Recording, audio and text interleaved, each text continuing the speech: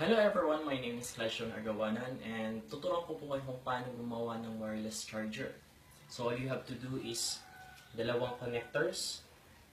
Dapat same yung pangsaksak niya, same. And also adapter, hindi mawawala yan. And kailangan din po natin ng tinidor at syempre yung lobat natin ng cellphone.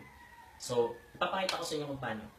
First step na pipiliin nyo is kumuha lang po kayo ng mahabang connector and ang gagawin nyo lang po is ipupulupot nyo lang po dito sa tinidor. Okay? So, focus. Ito dapat yung arrangement Dapat nasa taas talaga siya ng level ng tinidor. And ipupulupot nyo po dyan. Yan. Ganyan.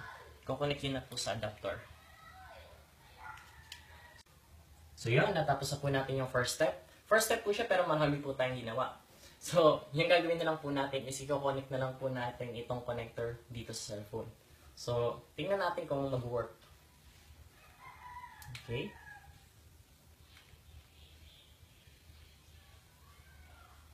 Hindi naman talaga gagana to eh. Saan ka nakita ng isang bagay na mag-work na malayo sila sa isa't isa? Tingnan mo nga oh. Ito dapat yung nakakonect dito eh. Ito dapat nakakonect dito, pero anong nangyari? Iba yung nakakonect, tapos sasabihin mo mag-work? Hindi talaga. That should be me.